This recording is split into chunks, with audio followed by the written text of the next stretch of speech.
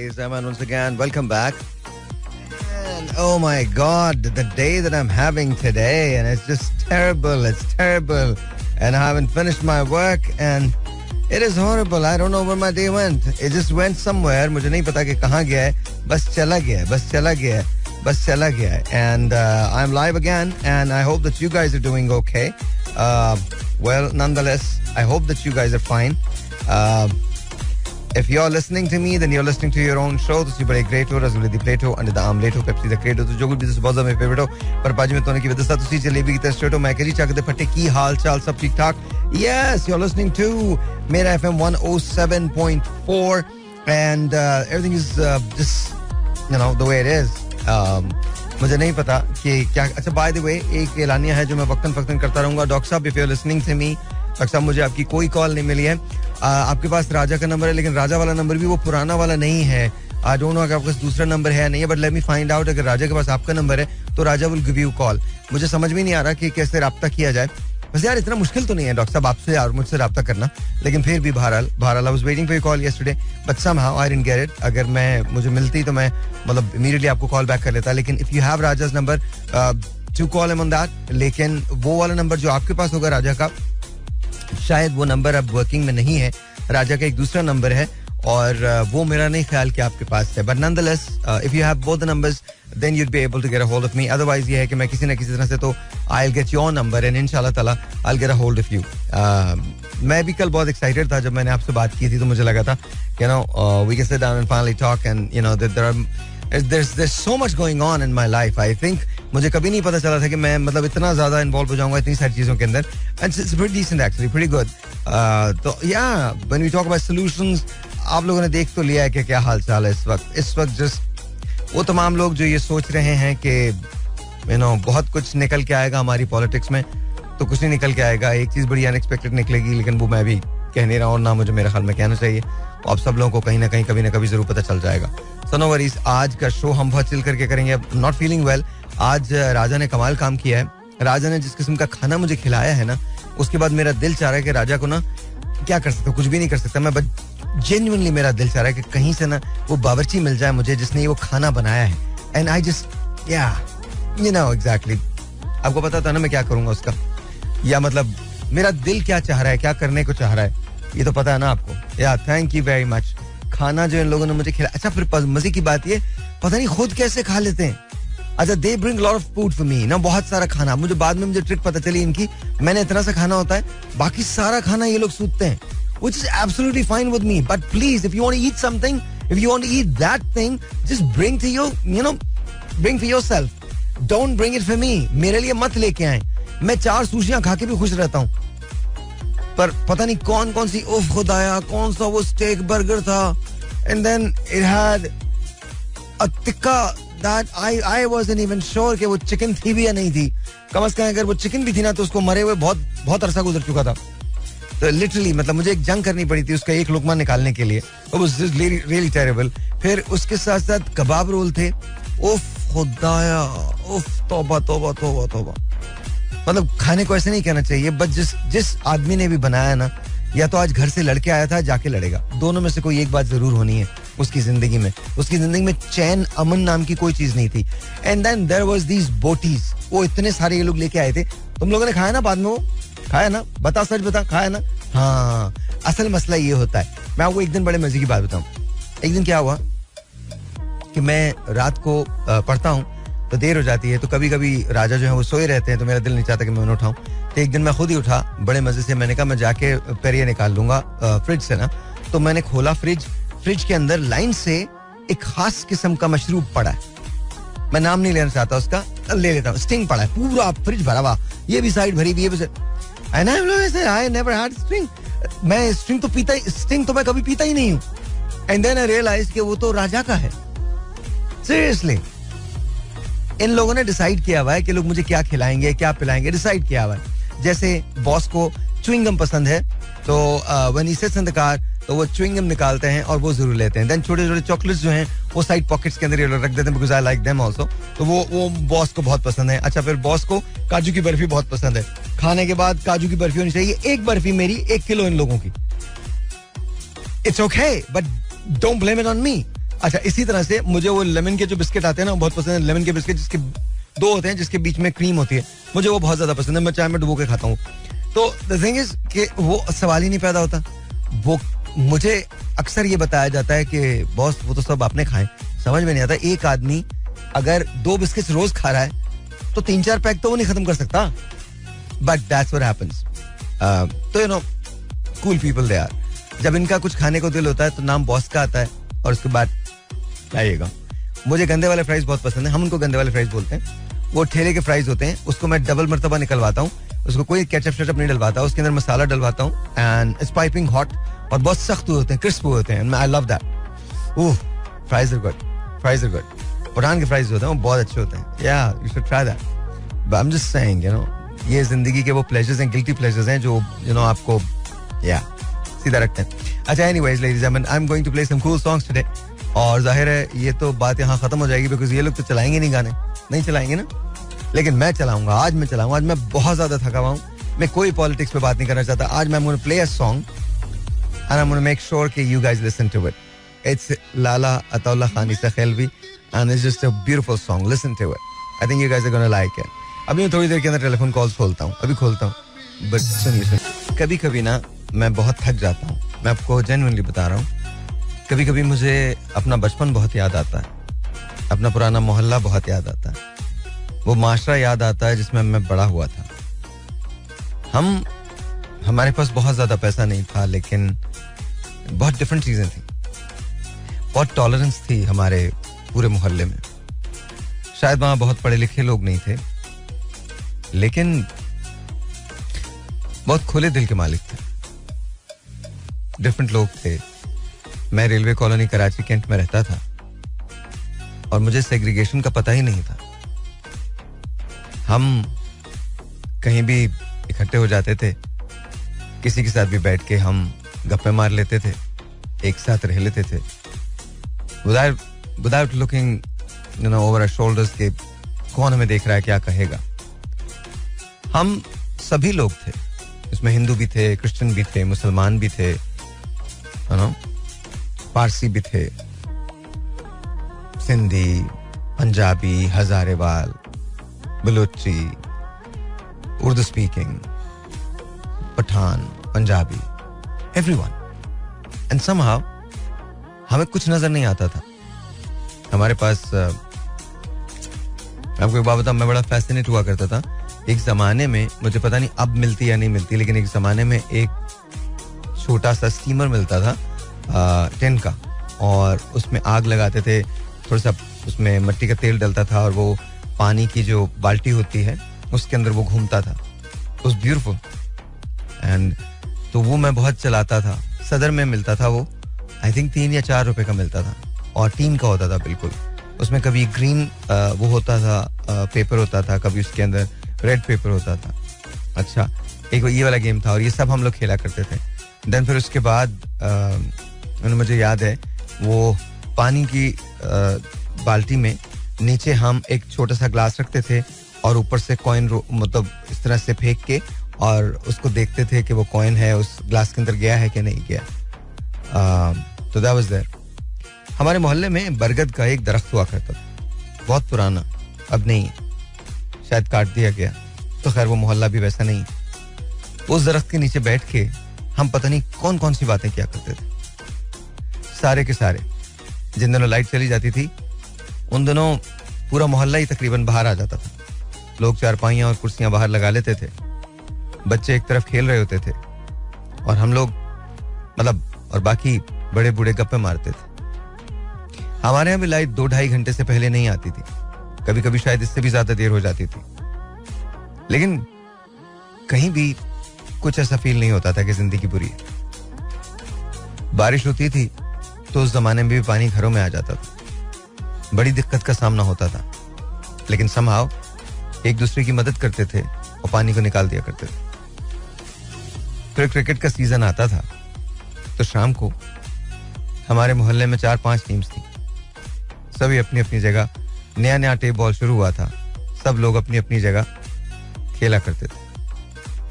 फिर मोहल्ले की एक मुश्तरका टीम होती थी जिसमें उन 4-5 टीमों के जो बेस्ट प्लेयर्स हुआ करते थे वो रहते थे. फिर हम क्रिकेट खेलने जाया करते थे. क्रिकेट खेलने भी क्या जाया करते थे, जिस दिन मैच हुआ करता था उस दिन सुबह 7 बजे 2 लड़कों की ड्यूटी लगती थी कि वो बाकी पूरी टीम को इकट्ठा करेगा. मैच शुरू होता था 11 बजे, लेकिन कभी 11 बजे नहीं पहुंचा. अक्सर मैचेस हम रेलवे ग्राउंड में खेलते थे, कभी 11 बजे नहीं पहुंचे. 11:30 12 बजे हम पहुंचते थे. तो इसके बाद मैच खेलना शुरू करते थे. एंड देन लंच वहीं होता था, और लंच में कुछ भी नहीं मिलता था. अगर आप लोग ये सोच रहे हैं ना कि हम कुछ खाना वाना खाते थे, कुछ भी नहीं मिलता था. We were just there. और लंच करके उसके बाद दोबारा से हम लोग क्रिकेट पे चले जाते थे वापस. शाम को 6 5:30 6 बजे मैच खत्म होता था. जिस टीम के साथ हम खेल रहे होते थे उसी में हमारे बेस्ट फ्रेंड्स होते थे. गप्पे मारते हुए अपने अपने घरों को निकल जाते थे. पता नहीं हुआ क्या उसके बाद, आई डोंट नो क्या हुआ. टेक्नोलॉजी बहुत आ गई, हम सब ट्विटर पे तो बहुत आगे निकल गए, फेसबुक पे तो बहुत आगे निकल गए, लेकिन पता नहीं कुछ बहुत सारी चीजें बहुत पीछे छोड़ा है. कोई गजल थी ना, नज्म है, ये दौलत भी ले लो, ये शोहरत भी ले लो, भले छीन लो मुझसे मेरी जवानी, मगर मुझको लौटा दो बचपन का सावन, वो कागज की कश्ती, वो बारिश का पानी. मोहल्ले की सबसे निशानी पुरानी, वो बुढ़िया जिससे बच्चे कहते थे नानी, वो नानी की बातों में परियों का डेरा, वो झुर्रियों से चेहरे में सदियों का पहरा, भुलाए नहीं भूल सकता है कोई, वो छोटी सी रातें, वो लंबी कहानी, ये दौलत भी ले लो, ये शोहरत भी ले लो, भले छीन लो मुझसे मेरी जवानी, मगर मुझको लौटा दो वो बचपन का सावन, वो कागज की कश्ती, वो बारिश का पानी.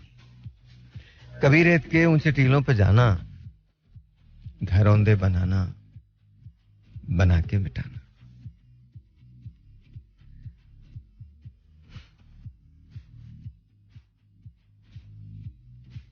उसका एक शेर बहुत अच्छा था, इसी में था कहीं, याद नहीं आ रहा. कभी रेत के ऊंचे टीलों पे जाना, घरौंदे बनाना, बना के मिटाना, वो मासूम चाहत की तस्वीर अपनी, वो खिलौनों ख्वाबों की ताबीर अपनी, वो पीतल के छल्लों के प्यारे से तोहफे, वो टूटी हुई चूड़ियों की कहानी और निशान. I don't know, इधर उधर हो गए होंगे लफ्ज, बहुत पुरानी बात है. उन्हीं दिनों नए नए हमने जगजीत सिंह साहब को सुनना शुरू किया. उनकी एक नज्म मुझे उस जमाने में भी बहुत अच्छी लगती है. आज भी बस पूरी तो याद नहीं है, बस जितनी याद है उतनी ऐसी सुना रहा हूं. बड़े दिनों की बात है, ये बात आज की नहीं, फजा को याद भी नहीं.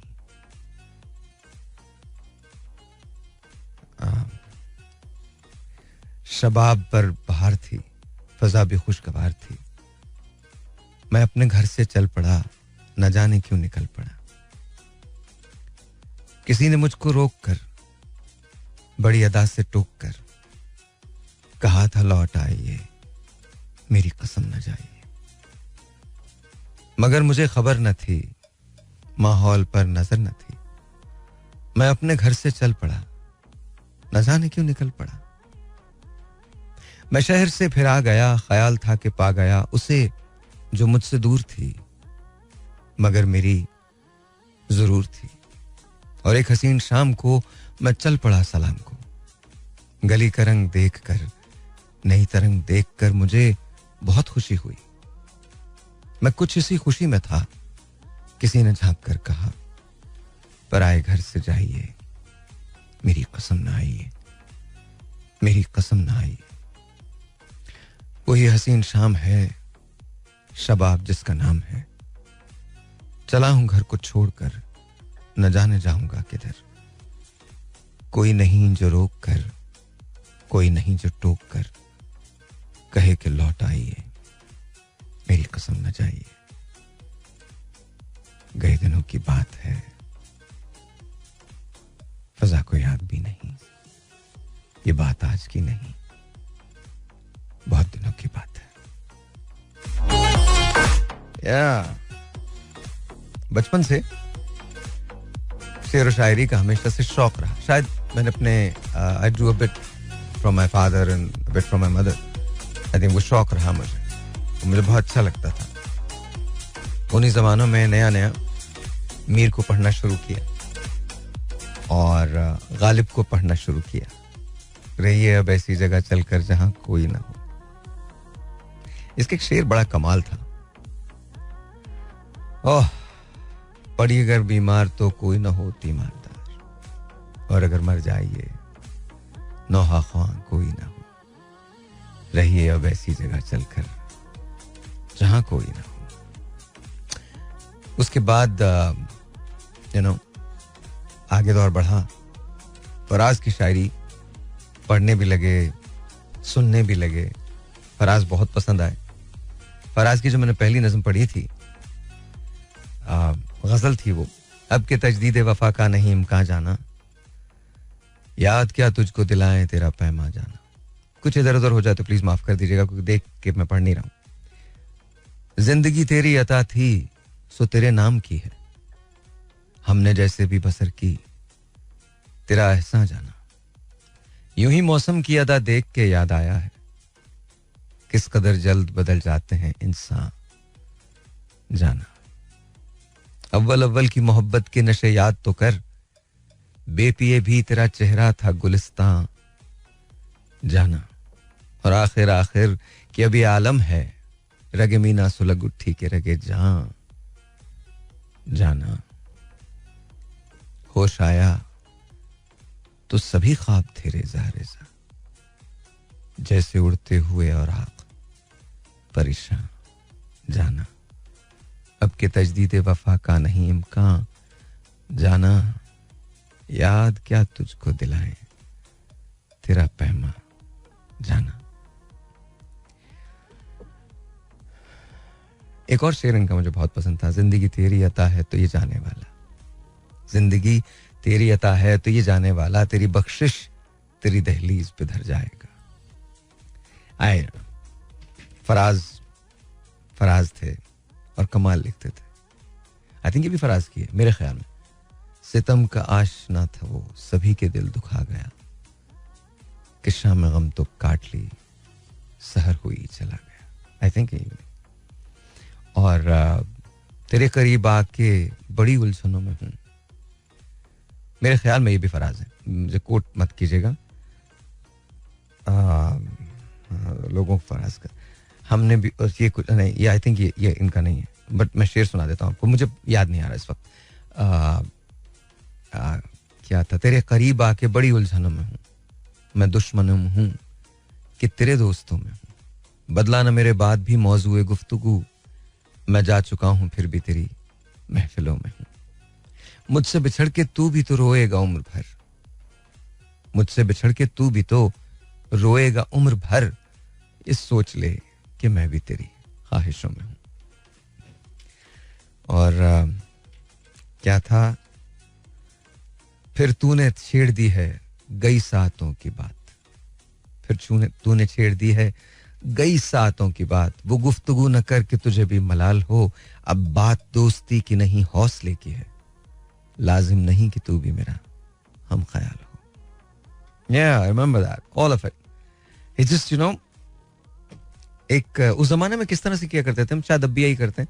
अलिफ से जो शेर होते थे वो लिखते थे, फिर बे से जो शेर होते थे वो लिखते थे. उसको मैं अपनी डायरी मेंटेन करता था. उसमें एक शेर मुझे हमेशा बहुत पसंद रहा. इस बार जो ईंधन के लिए कट के गिरा है, इस बार जो ईंधन के लिए कट के गिरा है, चिड़ियों को बड़ा प्यार था उस बूढ़े शजर से. एक छोटी सी नज़म थी जो मुझे बहुत पसंद रही हमेशा. डायरी में लिखे मेरे तस्करे रख छोड़ना, फिर कभी उन पे लगा के हाशिए रख छोड़ना, ये भी क्या पहले दिखा के मंजिलों के रास्ते, फिर दिलों के दरमियां कुछ फासले रख छोड़ना, क्या खबर कब लौट आए अजनबी देशों से वो, पेड़ पे महफूज उनके घोंसले रख छोड़ना. तो ये आई डोंट नो, यही महफिल हुआ करती थी, बहुत अदब हुआ करता था, गलतियों पे माफ कर दिया करते थे, हमारे साथी भी माफ करते थे, और बड़े दिल के लोग होते थे. उनका मकसद सिखाना होता था, कभी कोई तज़हीक नहीं थी किसी सिलसिले में भी वो शीन काफ पे बड़ी तवज्जो दिया करते थे, लेकिन अगर किसी का शीन काफ दुरुस्त ना हो या वो उसका ताल्लुक किसी ऐसे इलाके से हो जहाँ उसकी एक सर्टन अंदाज में परवरिश हुई हो, तो वो उसे माइंड बिल्कुल नहीं करते थे, बल्कि खुद इजाज़त दिया करते थे कि नहीं ठीक है आप इस तरह से बोल लीजिए, लेकिन कोशिश करें कि ये चीज़ ठीक हो जाए. तो मुझे याद है मैंने पहली मरतबा जब पितरस को पढ़ा तो उनका एक मजमून था, एक आर्टिकल है उनका. अच्छा, पितरस बाकायदा शायरी भी किया करते थे और उनकी जो नस्र है, जो संजीदा नस्र है, वो बहुत अच्छी थी. तो उनका एक आर्टिकल था, कल सवेरे जो मेरी आंख खुली. तो उसका जो पहला जो लाइन थी वो थी, गीदड़ की जब मौत आती है तो वो शहर की तरफ दौड़ता है. अच्छा, ये बात मेरे जहन में रह गई. उस जमाने में हमारे टीचर हुआ करते थे जमाल साहब. तो मैंने उनसे पूछा कि ऐसा क्या है, मतलब कि क्यों लिखा गया है. खैर ऑफ कोर्स उन्होंने एक्सप्लेन करके हमें समझा दिया कि इसका मकसद ये है कि जाहिर है इस तरह से होता है, यूं लिखा गया है ये. तो उसके बाद मैंने उसको पढ़ना शुरू किया. अच्छा, जैसे जैसे जैसे जैसे मैं उनको पढ़ता गया वैसे वैसे शौक पैदा होता चला गया कि ये तो बड़ा बड़ा कमाल लिखते हैं और मज़ा तो बहुत अच्छा लिखते हैं, फिर क्या किया जाए. फिर तलब हुई कि कुछ और पढ़ा जाए. तो फिर उनका एक बहुत मार्कतुल आरा मजमून मैंने पढ़ा, एक आर्टिकल पढ़ा, और मैं उर्दू बाजार से वो किताब लाया था. बहुत पतली सी किताब थी और उसका नाम था मज़ामीन पितरस. और उसमें जो आर्टिकल मुझे सबसे ज़्यादा पसंद रहा और आज भी पसंद है वो है मरहूम की याद में. मरहूम की, मत समझिएगा किसी मरहूम का जिक्र है, किस्सा एक बाईसाइकिल का है और उसमें पितरस बुखारी ने उसे लिखा और कमाल लिखा करते थे, वो बड़ा अच्छा है. अच्छा, फिर इसी तरह से जैसे जैसे बड़े होते गए वैसे वैसे दूसरे लोगों को पढ़ना शुरू किया. फिर गैर मुल्की अदब पढ़ने लगे. फिर मैं फ़लसफ़े की जानिब आया तो फिर होमर को पढ़ा, शेले को पढ़ा, नीचे को पढ़ा. फिर आहिस्ता स्लोली ग्रेजुअली आर्किमिडीज को पढ़ने लगा. फिर उसके बाद टॉल्स्टाई वॉर एंड पीस वो पढ़ना शुरू की. अच्छा, ये वॉर एंड पीस की सबसे बड़ी बात यह है कि इसको जितनी मरतबा पढ़ें कुछ ना कुछ आपको डिफरेंट मिलता है. अच्छा, ये वो ज़माना था जब मैं बड़ा हो रहा था. फिर all of a sudden I stumbled upon Iqbal, और फिर जब उन्हें पढ़ना शुरू किया तो फिर एहसास हुआ कि बाकी तमाम चीज़ें जो हैं बड़ी सानवी हैसियत रखती हैं. ऐसा नहीं कि उनका मकाम नहीं है, उनका मकाम बहुत बड़ा है, लेकिन at the same time Iqbal was very different, very very different. उन्होंने जो कुछ कहा बिल्कुल अलग कहा. और फिर जिस तरह से उन्होंने बात की, पहले शिकवा पढ़ा और शिकवा को पढ़ता चला गया और हैरत भी हुई कि ये किस तरह से उन्होंने लिख दिया और कैसे लिख दिया. फिर उसके बाद जब जवाब शिकवा पढ़ा तो आखिरी शेर तक कोई फैसला नहीं हो पा रहा था कि शिकवा बेहतर है या जवाब शिकवा बेहतर है. फिर आखिरी जब शेर मैंने पढ़ा तो उन्होंने हुज्जत खत्म कर दी थी. जो जवाब शिकवा में आखिरी शेर है उस पर हुज्जत खत्म हो गई थी. जो मुकद्दमा, जो मुद्दा उन्होंने शिकवा में बयान किया था वो उन्होंने जवाब शिकवा के आखिरी शेर पे लाके उसको खत्म कर दिया था. और आखिरी शेर ये था, आप सब ने भी इसको सुना है, कि मोहम्मद से वफा तूने तो हम तेरे हैं, ये जहां चीज है क्या लौह कलम तेरे हैं. वो वहां हुज्जत खत्म हो गई थी. और जाहिर है उसके बाद इकबाल को मैं पढ़ता चला गया. अरमुगान हिजाज, ज़र्ब कलीम, बांगे दरा, ऑल ऑफ इट. फिर स्लोली एंड ग्रेजुअली और दूसरे लोगों को पढ़ने लगा. फिर शेक्सपियर आ गए, उनको पढ़ा. फिर हेयर एंड देयर, फिर एक शौक सा चढ़ता से चला गया. फिर कहानी बड़ी अजीब सी हो गई. And then I stumbled upon something. एक अंग्रेजी का मुहावरा है, इडियम कह लें, मुहावरा कह लें या सेइंग कह लें. और जब मैंने वो पढ़ा तो मुझे लगा कि बस अब इसके बाद कोई जगह रहती नहीं है. वो चीज़ ये थी कि the more you know is actually the less you know. आपको जितना ज़्यादा पता होता है एक्चुअली आपको उतना ही कम पता होता है, क्योंकि वो समंदर है जिसकी गहराई कोई नहीं होती. मतलब अगर आप वाकई इल्म हासिल करना चाहते हैं तो इल्म की प्यास जो है वो कभी नहीं मिटती. आप यकीन मानिए, मेरी जिंदगी में कोई ऐसी किताब नहीं गुजरी जो मुझे बहुत बुरी लगी हो. एक किताब को मैंने कभी पसंद नहीं किया, कभी भी नहीं पसंद किया, और मैं उसका नाम नहीं लूंगा, लेकिन वो एक खास शख्स ने लिखी थी और मुझे वो पसंद नहीं आई. आज़ादी इज़हार राय का मतलब ये हरगिज़ नहीं है कि आप इस किस्म की लग़्व जो चीज़ है वो लिखें. ले देता हूँ. The book was called Satanic Verses by Salman Rushdie, and it was the wrongest thing that anyone could have ever done. The wrongest. और जाहिर है उसमें सेंटिमेंट सिर्फ मेरे नहीं थे. मैं आपको कैटेगोरिकली बता रहा हूँ, बहुत सारे ऐसे लोग जो गैर मुस्लिम थे उन्होंने वो किताब पढ़ी and they also didn't like it. तो मतलब जाहिर है ऑब्वियसली वो उसको पसंद करने का तो सवाल ही नहीं पैदा होता. लेकिन even as a book also I think वो तशहीर का, प्रोपेगेंडा का एक सहारा थी जो उसने लिया, and it was pathetic. It was really pathetic. ना अस्तगफिरुल्लाह, मतलब नेवर माइंड. और फिर उसके बाद स्लोली एंड ग्रेजुअली जाहिर है और बहुत सारी चीज़ें होती रही. मैंने पेट्रोलियम इंजीनियरिंग कर ली, उसके बाद फिर मैं और चीज़ों के अंदर इन्वॉल्व हो गया. पढ़ने का शौक कभी नहीं गया. अभी रिसेंटली 3-4 साल पहले मैंने सोचा कि मैं NLP की डिग्री लेता हूँ, न्यूरो लिंग्विस्टिक प्रोग्रामिंग, उनकी डिग्री लेता हूँ. ह्यूमन बिहेवियर जाहिर है मैं करता था, मोटिवेशन करता था. मेरे जो बड़े बड़े लोग जिनको मैंने फॉलो किया हमेशा, जिनकी राइटिंग्स को फॉलो किया, जिनको पढ़ा मैंने, उसमें एंथनी रॉबिन्स थे, स्टीव कोबी थे, उसके अंदर रॉबिन शर्मा थे. ये they were all great people. Deepak Chopra थे. These all really really good people जिन्होंने बहुत कुछ बहुत अच्छा लिखा है. And then I myself started studying this. ये जो NLP जो था वो मैंने किया, तो उसके अंदर I got a masters in neuro linguistic programming, human behaviour, mind sciences, इसके अंदर किया. तो मुझे बड़ा अच्छा लगा वो सब का सब मुझे बड़ा बड़ा बेहतर लगा. फिर उसके बाद कुछ टाइम बच गया था मेरी जिंदगी में, तो मैंने सोचा यार कुछ नहीं करते, अब अभी एस्ट्रोफिजिक्स ही कर लो. तो मैं वो शुरू कर दिया. तो मैं आपको सच बता रहा हूँ कि मैं इफ आई लुक बैक, मेरी जिंदगी में ये सब कुछ, और इसमें मेरी वो जिंदगी शामिल नहीं है जिसमें मैंने टेलीविजन किया या रेडियो किया. देखिए एक जिंदगी मेरी हमेशा वो रही है जो मैं आपके सामने स्क्रीन पे या रेडियो पे गुजारता हूँ, और उसके एक बिल्कुल मुख्तलिफ और बिल्कुल अलग जिंदगी है जो मैं अपनी निजी जिंदगी गुजारता हूँ, जिसमें मेरे दोस्त जो हैं वो बहुत मुख्तलिफ लोग हैं, और मेरे पास इतना वक्त नहीं होता कि मैं God I live a very different life. बात पता नहीं कहाँ से शुरू हुई थी, रेलवे कॉलोनी से शुरू हुई थी. तो मैं आज अपने आप को जब पीछे मुड़ के देखता हूँ तो मैं सोचता हूँ मैं रेलवे कॉलोनी कराची कैंट में था, और बहुत मेहनत लगी, और मैंने कुछ ना कुछ जिंदगी में थोड़ा बहुत कर लिया. पर आपको एक अजीब सी वाक़या बताऊं मैं, and we are going to change this, but एक अजीब सा वाक़या बताता हूँ.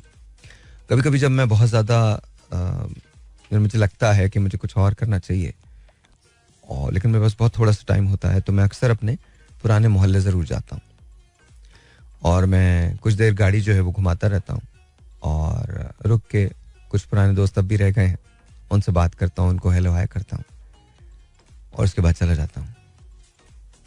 लेकिन एक मैंने ऐसा मंजर देखा है जो बहुत तकलीफ देता. हम क्रिकेट जब खेला करते थे तो वो जो रोड थी वो लोको शेड रोड कहलाती थी, क्योंकि उस पे वो लोकोमोटिव शॉप थी. उसके अंदर इंजन की शंटिंग हुआ करती थी, इंजन शंट किया करते थे, और उसके बाद जाके अटैच हो जाया करते थे रेलगाड़ी से या मालगाड़ी से, जो भी जानी होती थी, ट्रेन जो जानी होती थी उससे अटैच होते थे. लेकिन उनकी शंटिंग का, उनकी मेंटेनेंस का काम जो था वो वहाँ होता था. तो हम क्रिकेट रोड पे ही खेला करते थे नेट लगा के. तो मेरे बहुत सारे दोस्त खेला करते थे, और उस ज़माने में जब 5 बजा करते थे या 5:30 का सायरन बजता था, तो मेरे जितने दोस्त जो मेरे साथ खेल रहे होते थे उनके वालिद अपना टिफ़िन कैरी करके लाते थे, और रोड पे से गुजर रहे होते तो हम लोग हाथ हिलाते थे, अंकल अस्सलाम वालेकुम, अंकल अस्सलाम वालेकुम, and they used to wave us back. फिर बहुत सारे साल गुजर गए. एक बार मेरा बहुत दिल चाहा तो मैं उसी जगह चला गया जहां हम क्रिकेट खेला करते थे. अब वहां नेट लगाने की जगह नहीं थी, फिर भी मैंने गाड़ी को पार्क कर लिया और मैं आराम से बैठ गया. आज भी विसल बजी, सायरन बजा, लोग निकले, लेकिन उनमें मेरे दोस्तों के वालिद नहीं थे, बल्कि मेरे दोस्तों के वालिद की जगह मेरे दोस्तों ने पूरी कर दी थी. उनके हाथ में भी टिफिन्स थे, और वो आहिस्ता आहिस्ता चलते हुए अपने घरों की तरफ जा रहे थे. इसमें गलती कुछ भी नहीं है, पर मैं ये सोचता हूं कि हमारे मुल्क का निजाम बड़ा जबरदस्त है, लोगों के ख्वाबों को भी लिमिटेड कर देता है. रहना बुरा नहीं है, लेकिन तरक्की तो हर इंसान का बुनियादी हक है. कहीं ना कहीं हम जरूर गलत हुए, इसके बारे में फिर कभी सही. आज पता नहीं कैसा मूड है, बहुत कुछ याद आ गया. मेरे मोहल्ले के बहुत सारे ऐसे लोग जो शायद जिंदगी में न तो ने कभी किसी फलसफी को पढ़ा, न शायद उन्होंने मुकम्मल तौर पे तालीम हासिल की होगी, लेकिन अजीब तरह के लोग थे. अच्छे बुरे की बहुत तमीज थी, वज़ादारी थी, माफी देने का और माफी मंगवाने का हुनर जानते थे. कभी किसी को पुट डाउन नहीं करते थे. हमें हमेशा ये सिखाया गया कि बड़ों की इज्जत करो, अदब करो, और अगर गलती हो जाए तो माफी मांग लो. पता नहीं ये सब गया कहां, ये याद नहीं. लेकिन कहीं ना कहीं इस भरपूर तरक्की याफ्ता दौर में एक तहजीब आहिस्ता आहिस्ता खत्म हुई और अब बहुत कम कम देखने में आती है. मुझे पता नहीं हम आगे गए या ठहर गए या रास्ता बदल लिया. हो सकता है ये सिर्फ मैं हूं. जाहिर है मेरी उम्र में और आपकी उम्र में अब एक वाज़ेह फर्क है, लेकिन somehow I miss those times. ये भी टाइम्स बहुत अच्छे हैं. Somehow I miss those times. I still feel लोगों की थिंकिंग डिफरेंट थी, उनका मानना डिफरेंट था, उनके एम्बिशंस डिफरेंट थे. वो अपने आप से पहले और बहुत कुछ रखा करते थे और हम सिर्फ अपने आप को रखते हैं. जी वंस अगेन वेलकम बैक. और बात हो रही थी कि मैंने क्या क्या किया है. तो मैंने बहुत सारी चीजें की. अच्छा क्या था, बचपन से ना मुझे पता नहीं खाने का बहुत शौक था. पहले मैं आपको एक वाकया बताता हूँ जो मेरे बचपन का है और उसका ताल्लुक भी खाने से, और दूसरा वाकया भी खाने से ताल्लुक रखता है, बल्कि एक तीसरा भी वाकया है. तीनों बता दूंगा मैं आपको हुआ क्या. अच्छा, पैसे बड़े लिमिटेड होते थे. ईदी मिली और ईद पे सेकंड डे मुझे इजाजत होती थी. हमेशा भाई पहले दिन लिया करते थे. मोटर बाइक वेस्पा था हमारे पास, तो पहले दिन भाई का होता था, दूसरे दिन या भाई सुबह ले लेते थे. तो उस दिन आई थिंक ईद का सेकंड डे था. हम रेलवे कॉलोनी कराची कैंट में रहते थे. तो मैंने नसीम दाद से कहा, मैंने कहा पापा मुझे 2 घंटे के लिए स्कूटर दे रहे हैं तो विल गो. कहते ठीक है. तो हम चले. अच्छा, इसके बाद जब हमने वो लिया तो स्कूटर रिजर्व के अंदर था. वहां पर एक वेस्पा अगर किसी के पास हो तो एक आर भी ऐसे होता है रिजर्व के अंदर, कुछ पेट्रोल उसके अंदर बाकी होता है. तो मैंने कहा हम आगे से भरवा लेंगे. कहता ठीक है भरवा लेंगे. अच्छा, इसके बाद हम पहुंचे, क्लिफ्टन पहुंचे और वहां पहुंचने के बाद हमने पार्क कर दिया स्कूटर जो था. उसके बाद हम टहलते टहलते सब कुछ करते. अच्छा, हम वहाँ टहल रहे थे कि मुझे ना कुछ ऐसे चीजें नजर आई जो खाने की बड़ी अच्छी थी. तो मैंने नसीम को मैंने कहा खा लेंगे. कहता यार हम पहुंच नहीं पाएंगे. मैंने कहा यार मेरे ख्याल में तो पहुंच जाएंगे और फिर तो पापा से पैसे ले ही लेंगे, तो मेरे ख्याल में खा लेते हैं. कहने लगा यार मुझे नहीं लगता. मैं यार खा लेते हैं, कोई परवाह नहीं. हमने खा ली. हमने चिप्स ले लिए, कुछ पापड़ ले लिए, कुछ पता नहीं कोल्ड ड्रिंक्स ले ली. जो दिल में आया हम सबने, मतलब 30-40 रुपए थे हमारे पास, हमने सब उड़ा दी उसी वक्त. खत्म, मतलब फिनिश्ड आधे घंटे में. इसके बाद हम स्कूटर पे बैठे दोनों कि अब हम वापस आ रहे हैं. अब्दुल्ला शाह गाजी पे स्कूटर बंद हो गया. उसके बाद हम दोनों आराम से इत्मीनान से स्कूटर को खींचते खींचते खींचते खींचते पहले कैंट स्टेशन लेके आए, फिर कैंट स्टेशन से रेलवे कॉलोनी लेके आए और ले जाके घर के अंदर खड़ा कर दिया. और उसके बाद नसीम दाद ने इतने बड़े बड़े मुगल्लज़ात, तू कैसा है ना, तुझे पता नहीं होता.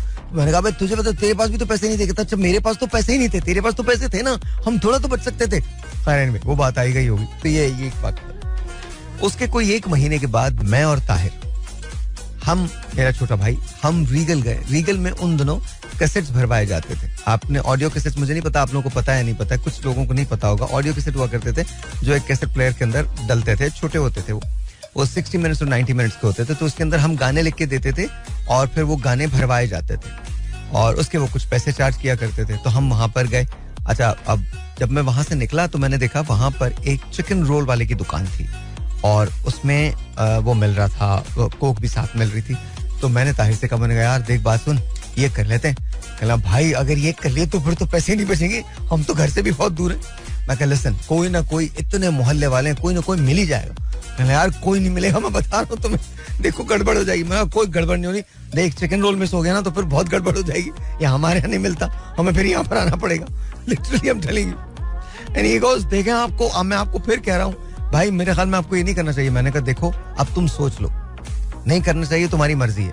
ये पैसे हैं, आधा आधा दोनों भाई लेंगे, और ये जो बॉटल है ना कोक की, ये पीते पीते घर पहुंच जाएंगे अगर नहीं भी हुआ. वो बेचारा मान गया, मेरा छोटा भाई था, मान गया मेरी बात. अच्छा, हमने लिया 2 मिनट के अंदर चट, बोतल भी गई और वो भी किया. उसने आधा खाया, आधा मैंने खाया, उसने आधी बोतल पे, आधी मैंने पी. अब हम दोनों एक दूसरे की शक्ल देख रहे हैं और दुकान से भी नहीं लेते. वो मुझे कहने लगा अब क्या करें. मैं कहता देखो 2 सूरतें हैं, या तो इंतजार करें कि कोई जानने वाला मिल जाए, या चुप करके चलना शुरू कर देते. मेरी तरफ देखा ऐसे करके, पता नहीं दिल में क्या कहा होगा. आज भी मुझे वाकया बताता, लेकिन हम दोनों ने चलना शुरू कर दिया. तकरीबन 2 घंटे के अंदर घर वापस पहुंचे चलते. अच्छा, उसके बाद एक बहुत कमाल जबरदस्त चीज हुई. उसके बाद ये उन दोनों की बात है जब मैं आयशा भवानी में जाता था. मैं किसी काम के सिलसिले में उर्दू बाजार गया. आई थिंक मैं और जसीमुद्दीन जमील थे. हम गए तो जसीम का घर रास्ते में पड़ता था, तो जसीम ने घर पे मुझे पानी वानी पिलाया, और जसीम ने कहा अच्छा ठीक है फिर कल मिलते हैं, नीचे से बस मिल जाएगी, तू पहले सदर जाना, सदर से फिर तुझे बस मिल जाएगी जो कैंट स्टेशन तुझे छोड़ देगी, वहां से तू पैदल चल जा. मैंने कहा ठीक है. खैर, अब जब मैं नीचे पहुंचा तो मैंने वो बस ले ली जो सदर तक मुझे छोड़ती. मैं बिल्कुल उसी दुकान के सामने था जहां वो चिकन रोल मिलता है. I am not kidding, I am serious. अच्छा, मैं उतरा, अब मेरे जेब में कुल 3.5 रुपए या 4 रुपए पड़े हुए थे. चिकन रोल भी तकरीबन इतने का ही था, क्या पता नहीं कोक के पैसे, मुझे याद नहीं. अब मुझे क्या करना चाहिए. अगर मैंने चिकन रोल ले लिया तो उसका मतलब ये होगा कि मैं घर पैदल जाऊंगा, लेकिन अगर नहीं लिया तो इसका ये मतलब है कि फिर ये चिकन रोल दोबारा नहीं मिलेगा. मैंने पैसे निकाले थे, उसको दिए, चिकन रोल लिया, दुकान के अंदर ही अल्हम्दुलिल्लाह उसे खत्म किया, और इत्मीनान से सीटी बजाता शाम 4 बजे घर पहुंचा. This is what I have done. मुझे ऐसा लगता है कि जैसे जिंदगी की, अच्छा वो लम्हे जो थे वो बड़े खूबसूरत थे, बहुत अच्छे थे. It was beautiful. I knew कि मुझे पैदल जाना पड़ेगा, बट समहाउ मेरे लिए वो प्राइस ठीक थी. आई एम नॉट सेइंग कि आप लोग नहीं करते, आप लोग भी ऐसे बड़ी सिली हरकतें ऐसे हम लोग बहुत करते, बहुत सिली हरकतें करते थे. उफ, ऐसे चीजें हैं, cricket, hockey, football, squash, tennis, ये तमाम चीजें हम लोग खेला करते थे.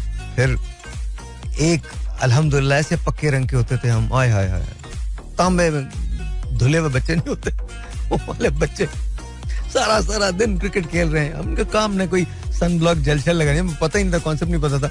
और हमारे यहाँ उस जमाने में जो सन ब्लॉक्स हुआ करते थे वो ना वाइट पूरा छोड़ देते थे यहाँ पे ना, तो मुझे वो बहुत जहर लगता था, तो हम मतलब जाहिर है वो नहीं लगाते थे. तो पूरा वक्त क्रिकेट के लिए बाहर रहना और हॉकी के लिए बाहर रहना. उस जमाने में हॉकी बहुत खेली जाती थी. हॉकी के अंदर हमारे जो लेजेंड्स थे, जिनमें हसन सरदार, मैं आपको पाकिस्तान की फॉरवर्ड लाइन बताता हूँ. Right out Kalimullah, right in Manzoor junior, centre forward Hasan Sardar, left in Hanif Khan, left out Samiullah. ये तो मुझे याद है. अच्छा, इसमें बाकी में तरमीम हो गई थी.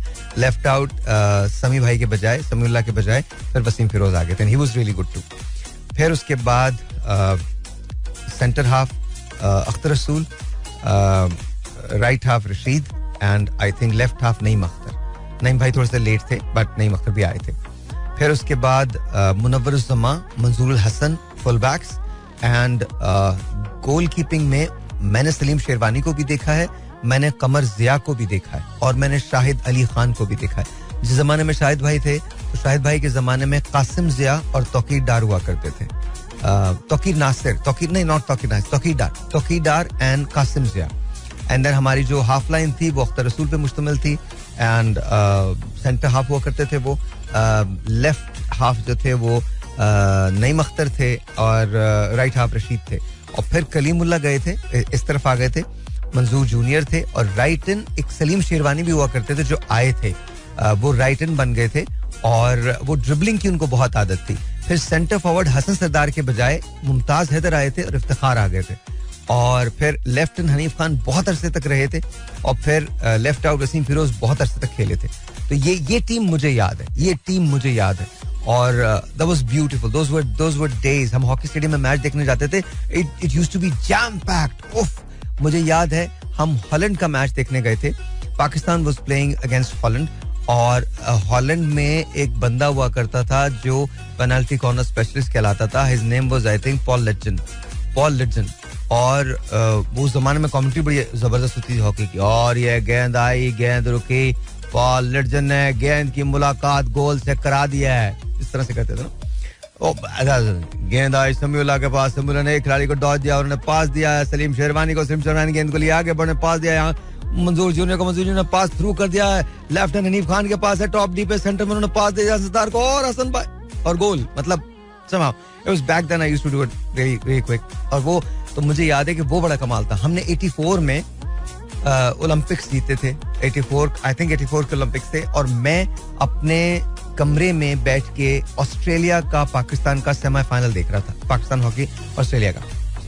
और ऑस्ट्रेलिया को आखिर में 2 पेनल्टी कॉर्नर मिले थे और हमें डर ये लग रहा था कि ऑस्ट्रेलिया स्कोर ना कर दे. हसन भाई ने आई थिंक पहले ही हाफ में, उस जमाने में हॉकी में 2 हाफ्स हुआ करते थे. 35 मिनट का एक हाफ होता था, 35 मिनट का एक हाफ होता था. हसन भाई ने टॉप डी से गोल किया था और Pakistan had beaten Australia in semifinal.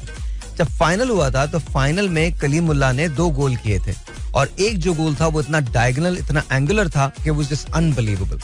अच्छा, मोइन भी हमारे के गोलकीपर और मोइन भाई बहुत अच्छे गोलकीपर हुआ करते थे. लेकिन वो जर्मनी का मैच मुझे इसलिए याद है बिकॉज जर्मनी का मैच जो था वो ओवर टाइम के अंदर पाकिस्तान ने जीता था, ओवर टाइम के अंदर. और मुझे आज तक मैं उस बात को भूल नहीं सकता कि वी जस्ट न्यू कि Pakistan is gonna win. We just knew. अच्छा, उस वक्त भी आई थिंक नाइजीरिया की टीम थी, मुझे अब ये टीम याद नहीं है, कि अगर उसने इतने गोल से वो हार जाती तो पाकिस्तान क्वालिफाई नहीं करता. या कीनिया की टीम थी, लेकिन उन्होंने उनको रोके रखा था और वो 3 गोल से नहीं हारे थे और Pakistan had qualified for the semifinal and it was just beautiful. तो मुझे आज तक वो याद है. मुझे इमरान खान साहब का वो स्पेल याद है जो उन्होंने कराची में किया था और इन स्विंग की थी. गंडापार, विश्वनाथ, सोनल गवास्कर, वैंग सरकर, सैयद किरमानी, इन सब को उन्होंने स्ट्रेट बोल्ड किए थे and the ball was swinging like anything. In Swingers Imran Khan साहब दे रहे थे और आउट स्विंग कर रहे थे. फर्स्ट स्लिप में I think it was Majid भाई. If my memories, because this I was a child literally, मुझे समझ भी कुछ नहीं थी. But my all time favourite was Javed Miandad. मतलब मैं जावेद भाई का बहुत बड़ा फैन रहा. मुझे लगा कि जावेद भाई से, और आज तक भी मैं ये समझता हूँ कि जावेद भाई से बड़ा कोई क्रिकेटर पाकिस्तान में अब तक नहीं आया. Babar Azam is really good, Inzamam is really good, a lot of other people were really good, Khan Sahab was really good, but I think जो समझ, जो स्पोर्ट्स को लेके, जो क्रिकेट को लेके जो सलाहियत जावेद भाई के पास थी, वो कम से कम मेरी राय में वो किसी और के पास नहीं थी. कहीं अगर मैं इसमें बायस हूँ तो वो एक अलग बात है, लेकिन मुझे जावेद भाई की 2-3 इनिंग्स बहुत अच्छी तरह से याद है. उन्होंने एक इनिंग्स खेली थी, I think it was in Edgbaston या Dunedin. I think it was in Edgbaston, I think, अगर if my memory is serving right. और उन्होंने 72 रन स्कोर किए थे और सलीम जाफर उन दिनों हमारे एक बॉलर हुआ करते थे और वो उस जमाने में 50 ओवर का मैच होता था. आई थिंक वो 38th या 39th ओवर के अंदर आ गए थे एंड पाकिस्तान के तमाम लोग आउट हो चुके थे और मियांदाद ने वो विकेट बचा के, पाकिस्तान हार गया था वो मैच, मगर मियांदाद विकेट बचा के आ गए थे और 172 पाकिस्तान ने स्कोर किया था, जिसमें 72 रन जावेद मियांदाद के थे. तो मुझे लगता है कि वो मैच बड़ा जबरदस्त था. शारजा में मैं बहुत छोटा था जब शारजा का छक्का लगा and I am telling you, दिल बंद हो गए थे. मुझे याद है अम्मी पापा उस दिन जुमा बाजार गए हुए थे, कहीं गए हुए थे, वो बाहर थे. And I think my brother also had went. और मैं अकेला था, मेरी दादी दूसरे कमरे में थी और मैं कुर्सी पे बैठा हुआ था और यूं करके देख रहा था ना. My eyes were shut and जब तौसीफ भाई ने जब वो रन लिया है और अजहरुद्दीन के पास बॉल थी, मुझे आज तक याद है, and Azhar threw the ball and I was like oh God no, and then फिर जाहिर है वो बॉल लगी नहीं एंड देन जावेद भाई was there and it was the last ball and Iftikhar Saab was the commentator and he goes, here's the man of the moment, Javed Miandad, and I was, दिल ऐसा कर रहा था कि बस चेतन शर्मा ने स्टार्ट लिया है और he was going to attempt a yorker. It was decided. सबको पता होता है, इतनी क्रिकेट तो हमने भी खेली भी थी कि हमको पता था ये यॉर्कर की अटेम्प्ट करेगा, जड़ों में मारने की कोशिश करेगा.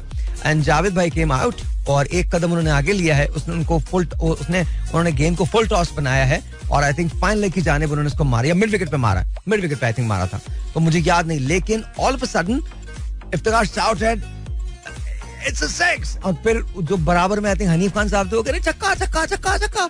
And like, oh my God, we went crazy, just absolutely crazy. The whole of the, सारे जितना मोहल्ला था, we just went berserk. मैं जैसे ही छक्का लगा है, हमने वो देखा है उसका, that was the first time. Australia cup था जो शारजा में हुआ था, Pakistan won.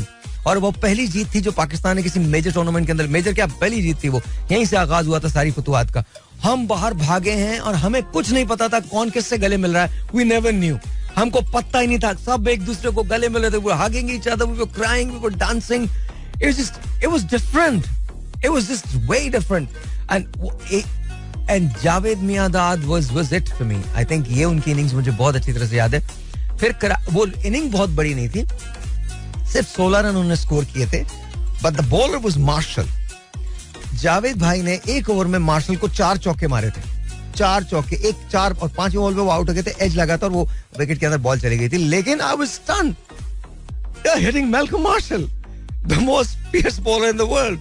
Malcolm Marshall, it wasn't a joke. तो मुझे ऐसा लगता है कि जावेद भाई से बेहतर cricketer, I don't know if my memory is, I think it was Marshall. It was not Garner, I think it was Marshall. लेकिन वेस्ट इंडीज उस जमाने में उनके कैप्टन हुआ करते थे Clive Lloyd. And then of course Viv Richards बन गए थे. And sir Viv Richards, amazing man. मैंने उन्हें खेलते हुए देखा है. मार्शल को मैंने विव रिचर्ड्स को बगैर पैड के खेलते हुए देखा कराची के नेशनल स्टेडियम में. वो प्रैक्टिस कर रहे थे, मार्शल बॉल कर रहे थे और विव रिचर्ड्स ने कोई पैड शैड नहीं पहने हुए थे. धड़ा वो खेल रहे थे. मैं सोच रहा था ये आदमी कौन है जो मार्शल को खेल रहा बगैर पैड्स के. But it was just practice session. But कमाल, मैंने उन लोगों को देखा था. तो मुझे वो मैच अच्छी तरह से याद है, मैं आपको बता रहा हूँ. फिर एक उनकी इनिंग्स थी हैदराबाद में. आई थिंक ही मेड 285 और उस पर फिर उनको रिटायर कर दिया था. खान साहब ने एक डिसीजन लिया था कि नहीं, इसको हम यहीं पर ख़त्म कर देते हैं, जिसका मुझे बड़ा दुख है. Because he had to make 334 run. अगर 1 घंटा और मिल जाता तो 334 रन पूरे हो जाते. आई थिंक डॉन ब्रैडमैन का वो रिकॉर्ड था जो कि टूट जाना था. और वो it would have been Javed Miandad, Pakistan के पहले होते जिन्होंने 300 रन किए होते. लेकिन आई थिंक वो नहीं हो पाया. फिर एक इनिंग्स उन्होंने खेली थी कासिम उमर के साथ और वो मुझे इनिंग्स बहुत पसंद आई थी. मुझे लगा कि जावेद भाई की वो इनिंग्स जो थी वो भी बड़ी बड़ी भारी इनिंग्स थी, बहुत भारी इनिंग्स थी. तो क्रिकेट आई नो, पुरानी याद है. आज भी बहुत अच्छी चीजें होती हैं, बहुत अच्छी इनिंग्स खेली जाती हैं. I always liked Shahid Afridi. I think he was just phenomenal for the game. Shoaib Akhtar, amazing man. Wasim Akram, Wasim bhai, oh God, the kind of cricketer he is, and it was amazing. Pakistan cricketers बहुत अच्छे पैदा किए, बहुत कमाल. There was one man जिसने पाकिस्तान की पहली hat trick की थी, इनफैक्ट दुनिया की पहली हैट्रिक की थी वनडे में. That was Jalaluddin. If you guys don't know, Jalaluddin साहब थे. It was really good. एक मुझे मौका मिला कि मैंने सचिन तेंदुलकर को खेलते हुए देखा. And it was an exhibition match and he came and he was playing and I was in Houston and I got to meet him. It was very nice man, very nice man, very graceful, very down to earth and कमाल आदमी. तो मुझे ऐसे लगता है कि जैसे बड़े लोग थे यार. पीछे मुड़ के देखता हूँ तो अभी कल ही की बात लगती है. पता नहीं प्रोग्राम कहाँ जा रहा है, आप लोगों को कुछ समझ भी आ रहा है, नहीं समझ में आ रहा. मैं शायद अपनी जिंदगी की बातें कर रहा हूँ, लेकिन कमाल बात, मेरी जिंदगी में बहुत सारे ऐसे लोग आए हैं जिन्होंने मेरी जिंदगी में बहुत पॉजिटिव इम्पैक्ट डाला. बड़े डिफरेंट लोग थे. मैं नहीं भूल सकता, मेरे एक मैथमेटिक्स के टीचर हुआ करते थे जब मैं ब्यूट में था. His name was doctor Narendra Pandey और वो कमाल आदमी थे. Doctor Pandey was an amazing man. Delhi से उनका ताल्लुक था. इंतहाई शुस्ता उर्दू, हिंदी और अंग्रेजी बोला करते थे, लेकिन उनका उसूल था चूंकि अमेरिका में रहते थे इसलिए सिर्फ अंग्रेजी बोलते थे, वो बात ही नहीं करते थे किसी चीज़ में. तो मैं उनकी क्लास ले रहा था और वो मुझे ट्रिग्नोमेट्री जो थी वो पढ़ा रहे थे. मैंने डिसीजन ये लिया था कि मैं, उस ज़माने में हुआ ये था कि ज़ाहिर है जब मैं यहाँ से गया था तो मेरे पास ऑलरेडी एक डिग्री थी, तो जब मैं वहाँ गया तो उसके कुछ क्रेडिट आज आपको मिलते हैं. तो मुझे डैन ब्रैडले हमारे एडवाइज़र हुआ करते थे, मेरे एडवाइज़र थे. बाद में वो डीन बने थे. पहले डीन बने थे पेट्रोलियम इंजीनियरिंग के, then इसके बाद वो कॉलेज के डीन बन गए थे. तो डैन ने मुझे कहा, और डॉक्टर ब्रैडले उनका नाम था, डॉक्टर ब्रैडले ने मुझे कहा कि तुमको हम कैल-1 दे रहे हैं, कैलकुलस 1 दे रहे हैं. बिलीव यू मी, उस वक्त मेरे पास एक वेबस्टर की डिक्शनरी होती है लाल रंग की और उसके अंदर से मैं जुमले बनाता था और उनसे बात करता था अंग्रेजी में. It used to take me hours and hours and hours and hours to construct one sentence. लेकिन बहरहाल वो लोग they were kind enough to bear with me.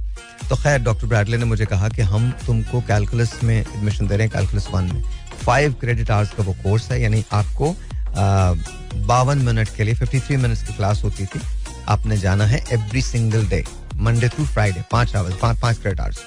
Sir okay. तो मैं जाके कैल 1 में बैठ गया. अच्छा, बाद में यही कैलकुलस 1 मैंने पढ़ाई है, तो खैर मैं वहां जाके बैठ गया. मेरे सर पे से ना फ्लाइट गुजरने लगी ना है, बिकॉज मैंने पाकिस्तान में कहाँ कैल 1 वगैरह की थी. मैं जियोलॉजी के अंदर मैं पढ़ा हुआ आदमी था, मेरा केमिस्ट्री सब्जेक्ट था, मैथमेटिक्स से मेरा दूर दूर तक कोई वास्ता नहीं था, और मेरे सर पे से ढस ढस ढस करके बम्बार्टमेंट होने लगी. तो मैंने एक क्लास तो ली. दूसरी क्लास में जाने से पहले मैंने एक डिसीजन लिया जिसमें मुझे बहुत खुशी होती है. वो डिसीजन ये था कि मुझे ये डिसाइड करना था कि या तो मैं बैठ सकता, मैं मेहनत कर सकता था और मैं कैलकुलस 1 को भी कंटिन्यू करता, लेकिन मुझे ऐसे डर लग रहा था. मैंने कहा यार, अगर मैं वाकई इंजीनियरिंग करना चाहता हूँ और अच्छी इंजीनियरिंग करना चाहता हूँ तो उसके लिए मैथमेटिक्स की बुनियाद होना बहुत जरूरी है. और अगर मैं कैल 1 में बैठ गया तो किसी को नहीं पता चलेगा, मैं BC ग्रेड से पास हो जाऊंगा, लेकिन मेरी बुनियाद कमजोर रह जाएगी. तो लेट्स गो बैक. तो मैं डैन ब्रैडले के पास गया और मैंने कहा मुझे तुम कॉलेज अलजेब्रा और ट्रिग्नोमेट्री दे दो, मैं अपनी बेस को मजबूत करना चाहता हूँ. He looked at me and he goes, really? I said, yeah, because I'm having difficulty. And he goes, okay, good decision. उसने मुझे रिमूव कर दिया उस क्लास से. उसने मुझे 3 क्रेडिट आवर्स थे कॉलेज अलजेब्रा के और 3 क्रेडिट आवर्स थे ट्रिग्नोमेट्री के. उसने मुझे रिमूव करके वहां पर उन क्लासेस में डाल दिया. अब मेरे पास 1 क्रेडिट आवर्स का इजाफा और हो गया. खैर, और हम देसी 20-25 क्रेडिट आवर्स हम लोग लेते थे, बिकॉज हमको जल्दी जल्दी खत्म करनी होती थी अपनी स्टडीज. तो हम कोई अंग्रेज थोड़ी थे कि 12 क्रेडिट आवर लेके चकते फट्टे हो गए. ऐसा नहीं. मास्टर्स के अंदर आप 9 ले सकते थे और 12 आपका मिनिमल था बैचलर्स के अंदर. तो ऐसा. खैर, anyway, coming back to what we were doing. तो मैं उसमें बैठ गया. तो मेरी जो कॉलेज अलजेब्रा थी वो आई think it was taught by, if I M right, if my memory is serving right, then I was taught by I think AJ. I think if my memory is serving right. But trigonometry was taught by Dr. Pandey. So I went into his class and I looked at him, and वो पहले हिंदुस्तानी पाकिस्तानी चेहरा जो मुझे नजर आया वहां पर, because मैं तो मैं ही था. उसके भी 1.5 हफ्ते के बाद मेरी डॉक्टर गणेशन से मुलाकात हुई थी. वो एनवायरमेंटल इंजीनियरिंग में पढ़ाते थे, बाद में वो एनवायरमेंटल इंजीनियरिंग के डीन बन गए थे. तो वो और उनकी जो मिसेस थी पंकजम, उनकी 3 बेटियां थी, सुंदरी, सुबा एंड सत्या, एंड देन एक बेटा था. और बेटा was a special child, but he was, Shiva नाम था उसका, but he was the best kid in the world. और वो दूर से मुझे देख के कहता, hi Sahir, how are you Sahir, I love you man. And he used to give me flying kisses. मेरे पास एक old beat $100 की एक पुरानी गाड़ी थी, Chevy Nova. उसको देखते ही कहता, this is my car man, this is my car, I like this car. I said yeah, and wherever he sees a yellow color car, he used to shout at Dr. Ganeshan, hey, Sahir's car. And I'm like, okay, yeah, that's not my car. But anyway, कहने की बात है कि उस वक्त मैं किसी को नहीं जानता था, सिर्फ डॉक्टर पांडे को जानता था. वो ये इन सब लोगों से मेरी मुलाकात 1.5-2 हफ्ते के बाद हुई. तो मैं डॉक्टर पांडे को जब मैं देखा तो वो एक मतलब पाकिस्तानी हिंदुस्तानी चेहरा लगा मुझे. मैंने कहा, वेरी गुड यार, doctor Pandey from India, Delhi से. तो जब क्लास खत्म हुई तो मैं बड़े उससे ना जूम से जाकर उनके पास खड़ा हुआ. मैंने कहा, सर मैं पाकिस्तान से हूँ. He looks at me and he goes, okay, that's very good to know, great to know. And I said, sir, आप यहीं रहते हैं? And he looked at me and he goes, can we please try to talk in English? And I said, मुझे थोड़ा English में trouble होती है. He goes, try it, you will learn. फिर उसके बाद उन्होंने मुझे पढ़ाना शुरू किया. मैं उनके घर जाता था, वो मेरी हेल्प करते थे. मुझे याद है जब मेरा रिजल्ट आने वाला था, मैं बहुत ज़्यादा परेशान था, बिकॉज मेरे बाकी एज थे और लेकिन उसमें मुझे पता नहीं था कि क्या होगा. तो मैं उनके पास गया, मैंने, please could you tell me what my grade is, I think I am gonna order the course, if I am getting a B I am gonna order the course. And he looked at me and he goes, wait till you see the result, just wait. And I said, am I getting a B or a C? And he looked at me, he goes, I don't know, you'll see. 3 दिन मेरे अजाब में गुजरे थे and I got an A out of it.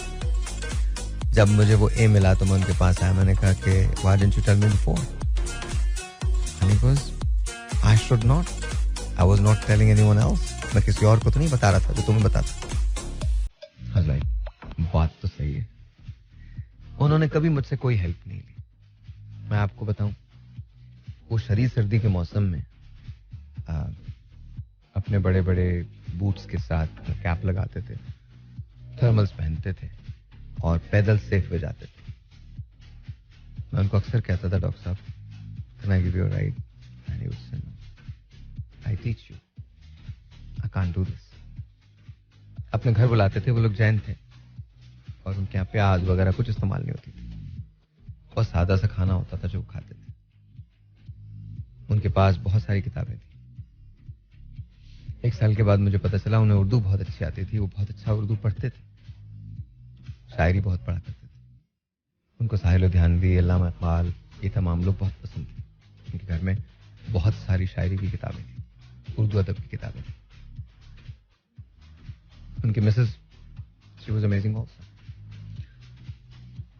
ये सारे वो लोग थे जो मेरी जिंदगी में रहे. खालिद अंसारी मेरे दोस्त थे जो ब्यूट में रहते थे, वो दूसरे पाकिस्तानी थे. ब्यूट में मेरे साथ हर्षद राणे, जो मेरा रूममेट भी बना. We fought the first time we met. He was an Indian and I was a Pakistani. And we fought. उसने मुझे मारा, मैंने उसे मारा. And we never spoke for 2 days. Yeah, only 2 days. 2 दिन के बाद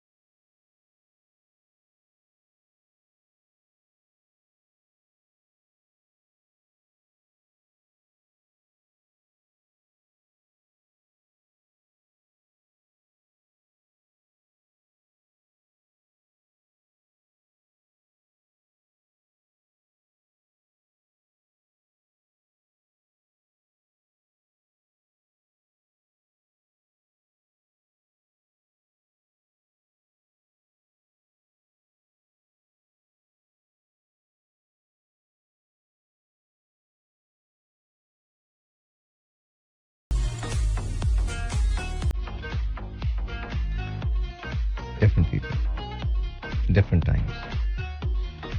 Everyone can change, provided कि हमारे पास opportunity होनी चाहिए and willingness होनी चाहिए to learn, to accept. Anyone and everyone can change. But वो acceptance कहाँ? आज हमारे mind इतने ज़्यादा cloudy हो चुके हैं, इतनी ज़्यादा उसमें filth है कि हमको हर चीज़ ही बुरी लगती है, हर चीज़ ही गलत लगती है. आज बड़ी तकलीफ है इस बात की. बेशुमार मेरे ऐसे दोस्त हैं जिनका ताल्लुक इंडिया से है. वो खुद जो कश्मीर में हो रहा है उसको पसंद नहीं करते. बट समहाउ आई थिंक कि जो गवर्नमेंट्स होती हैं, चाहे वो किसी भी मुल्क की, उनके अपने कुछ ऐसे एजेंडाज होते हैं जिसका बराह रास्त अवाम से कोई भी ताल्लुक नहीं होता. फिर उसके बाद जो बाकी रही सही कसर है, वो ये जो ज़राए इब्लाग है, जिसे हम मीडिया कहते हैं, whether it's social media or electronic media or whatever kind of media it is, print media, सही कसर वो पूरी कर देता है. somehow कहीं ना कहीं से मोहब्बत अपनी जगह बना लेती है और कहीं ना कहीं मेरे ख्याल में कम्युनिकेशन की वजह से चीज़ें बेहतर हो सकती हैं अगर हम करना चाहें तो मैं ऐसे लोगों में पला बढ़ा. पाकिस्तान जब वापस आया तो मुझे ऐसा लगता था कि जैसे यहाँ मैं फिट नहीं, डिफरेंट थी चीज़ें बहुत. शायद यहाँ के लोग मुझे आगे लगे, बहुत आगे. बाद में समझ आया कि आगे या पीछे की बात नहीं थी, डिफरेंट प्रिंसिपल्स थे. स्लोली एंड ग्रेजुअली यहाँ मैं सेट हो गया. मेरा अपना मुल्क था, मेरा अपना मुल्क है ऑब्वियसली. फिर उसके बाद कोई प्रॉब्लम नहीं.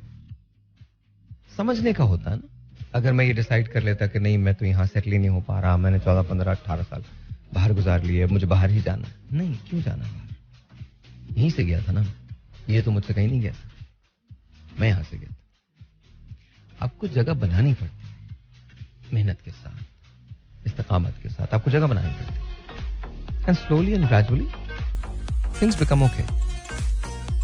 Every one of us has the capacity to change, every one of us. अगर हम तब्दील करना चाहते हैं अपने आप को तो तब्दील कर लेंगे, और अगर नहीं करना चाहते तो कभी नहीं कर पाएंगे.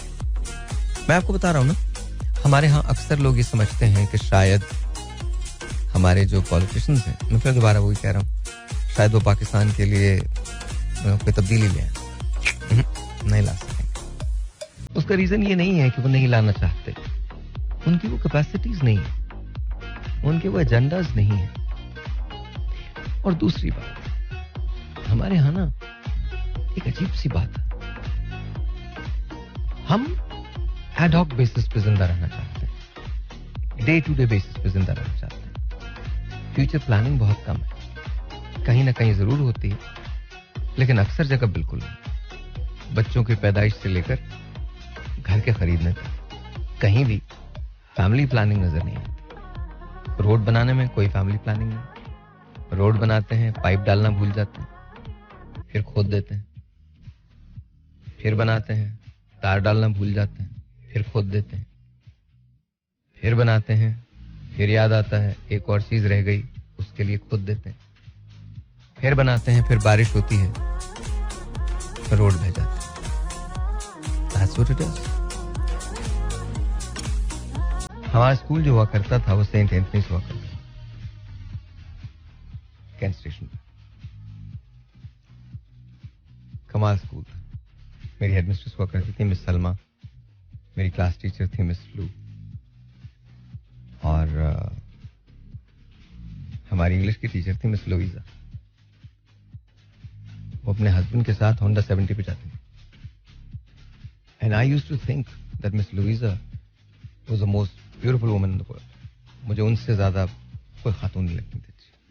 मैम मैं फियरलेस नहीं, अगर कोई आपको ये सुना दे, I love you and I respect you and thank you for doing everything that you have done. और फादर एंथनी हुआ करते थे ना. Father Anthony was a great guy. वो जो बातें करते थे वो बड़े कम लोग करते थे.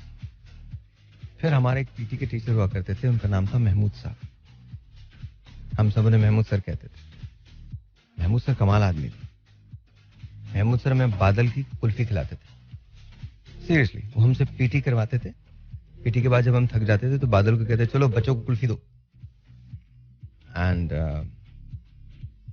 बादल भाई जो थे वो बहुत बिजी रहते थे, 30-35 बच्चे होते थे, तो कभी कभी हम लोग 2-2, 3-3 कुल्फियां भी लेते थे. Literally I am telling you, बादल को याद नहीं रहता था. बादल यार तुमको अभी तो दिए, तेरे को मैंने अभी तो दिए, कि नहीं कहाँ दिए, मैंने तो खाई नहीं. तो दिस, मैं और मेरा दोस्त, उसका नाम स्टीफन शाम था, और साजिद, ये हम 3 लोग हुआ करते थे. हमारा ये ट्राइब का था, और हम बादल के साथ जो कुछ करते थे अल्लाह ताला रहम करे, सच बता रहा हूँ. तो Saint Anthony was a great memory. It was an amazing memory. फिर उसके बाद मैं पाकिस्तान नेवी बॉयज में चला गया. कोई बड़ी कमाल जगह, जबरदस्त जगह. बड़े बड़े ग्राउंड्स मिले खेलने को, लोग अच्छे मिले. हमारे एक सर थे, बायोलॉजी पढ़ाते थे, अनवर साहब नाम था उनका.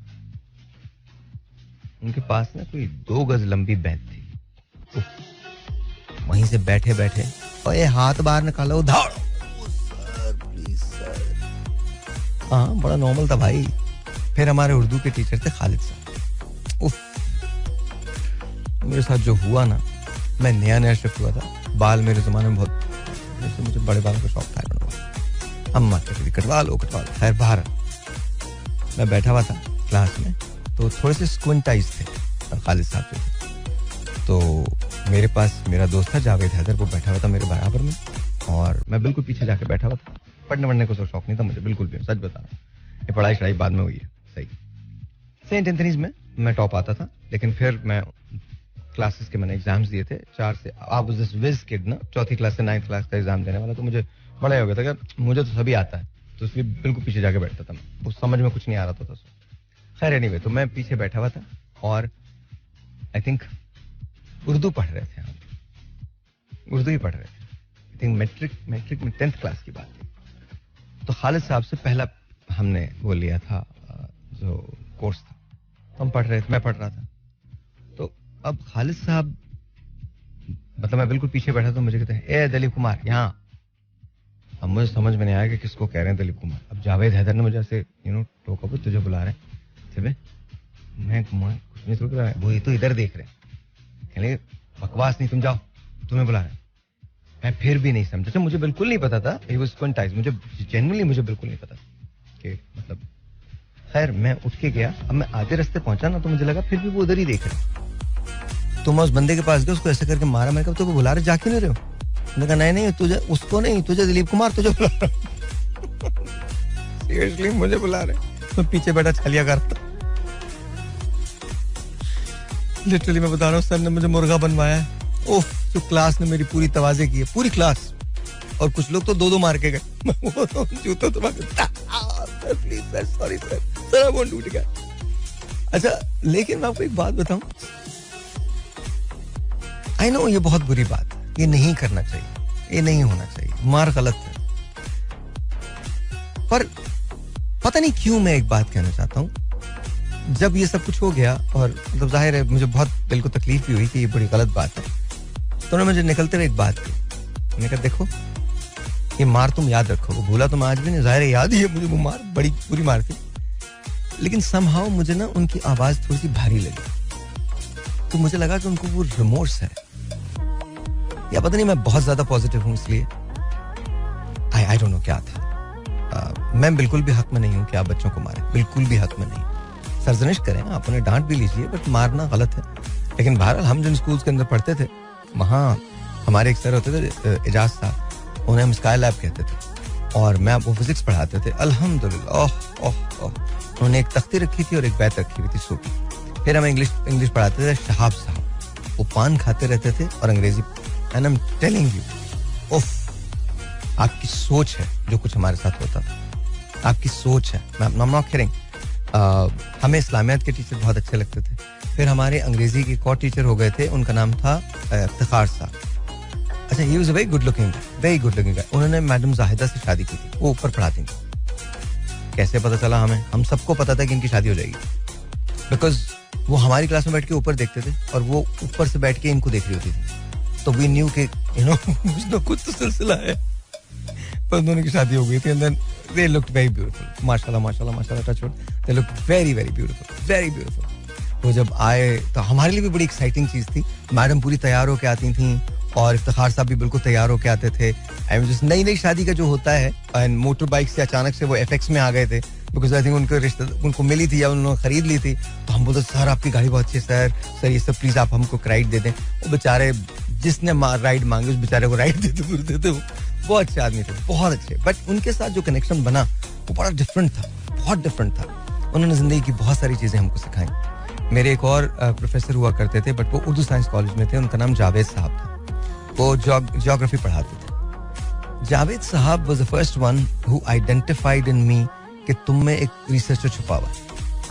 और मैं कहता था सर आप क्या बातें करें सर, मैं उस जमाने में भाई लोग हो गया था, मतलब जेन्युइन भाई लोग था मैं। उर्दू साइंस कॉलेज के पट्टे के उस जमाने में, तो अब तो उर्दू साइंस कॉलेज बहुत जबरदस्त है, पहले भी जबरदस्त था, लेकिन पहले फड्डे फड्डे बहुत ज्यादा होते थे, बहुत फड्डे होते थे, मतलब टिका के फड्डे होते थे। तो वो मतलब जाहिर है वो थोड़ा सा डिफरेंट था उर्दू साइंस कॉलेज उस जमाने में। हमने बड़ा एक डिफिकल्ट दौर गुजारा है, टफ दौर था वो। लेकिन उन्होंने उस वक्त मुझे कहा था, उन्होंने मुझे एक रिसर्च का एक प्रोजेक्ट दिया था और मुझे कहा तुम इस पे रिसर्च करो। मैं जब रिसर्च करके लाया तो उन्होंने कहा you know what, this is what you should do. और ये जावेद साहब थे जिनकी ये सारी इनकरेजमेंट थी, जिसकी वजह से मैंने आगे बढ़ने का सोचा, आगे पढ़ने का सोचा। अशफाक चाचा हुआ करते थे, तस्लीम अशरफ साहब हुआ करते थे, ये सारे उर्दू कॉलेज के मेरे टीचर थे, मेरे प्रोफेसर थे। डॉक्टर कमर हुआ करते थे, हमारे मेहर अफशा हुआ करती थी। दे वर ब्यूटीफुल पीपल, अमेजिंग पीपल। फिर एक का मैं जिक्र करना भूल गया, और उनके बगैर मेरी कहानी कभी भी कंप्लीट नहीं हो सकती। बिल्लो बाजी, शबाना बाजी। बिल्लो बाजी हम जिस मोहल्ले में रहे, रेलवे कॉलोनी में, वहाँ एक घर था जिसे हम 4 नंबर के, वो 1 2 3 4 5 6 7 8 9 10 10 घर एक साथ थे, उसमें 4 नंबर वाला घर जो था वो माशाल्लाह खान साहब का था, वो बिल्लो बाजी के फादर थे। और बिल्लो बाजी जो थी वो हमारी टीचर थी। मैं जिंदगी में आज जो कुछ भी हूँ, जैसा भी हूँ, उसमें एक बहुत बड़ा हिस्सा जो है वो मेरे टीचर है नसासा का है, और उसमें बिल्लो बाजी सर फहरिस्त। मुझे डिवीजन सिखाने वाली वो, मल्टीप्लिकेशन सिखाने वाली वो, मुझे टेबल्स याद करवाने वाली वो, मुझे उर्दू पढ़ाने वाली वो, मुझे अंग्रेज़ी पढ़ाने वाली वो, इस्लामियात पढ़ाने वाली वो, माशरती उलूम हुआ करती थी उस ज़माने में, पाकिस्तान स्टडीज़ 9th में आई थी, माशरती उलूम पढ़ाने वाली वो, साइंस पढ़ाने वाली वो, सारी सब्जेक्ट्स हम उनके पास पढ़ते थे। हम उनके पास जाया करते थे 3 बजे and we used to get done by 6:30।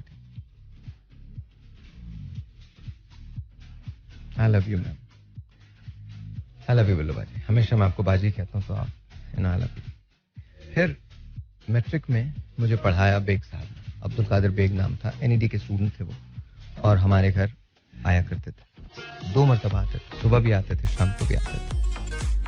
और उनसे बहुत डर लगा करता था, मारते बहुत थे वो, बट पढ़ाते थे। उनकी वजह से बहुत सारी चीज़ें बहुत अच्छी हुई। मुझे ये पता चल गया था कि अगर मैंने मेहनत की तो ज़िंदगी में सभी कुछ हो जाएगा।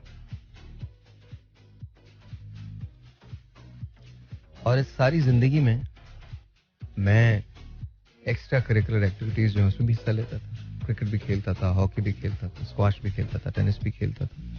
हमारे मोहल्ले में हम ड्रामे भी करते थे, फंक्शंस भी करते थे, मस्जिद से लाउड स्पीकर लेके आते थे और रात को ड्रामा करते थे इशा की नमाज के बाद। सुबह जाके पूरा सिस्टम उनको लगाते थे फजर की अजान देने के लिए, हम टेलिंग यू दिस, और वहाँ पर वो हमें दे देते थे कि ठीक है बच्चे हैं करें। हम पाकिस्तान के प्ले करते थे। फिर उसके बाद हमने काला पुल पे एक डेकोरेशन की दुकान थी, उनसे बात कर ली थी। उस जमाने में कैसे माइक होते थे, तारों वाले माइक्स होते थे। तो मैंने एक कैरेक्टर किया था उस जमाने के अंदर, एक बूढ़े का, लिखा हुआ मेरा था और अशफाक मुन्नू का, हमारे यहाँ एक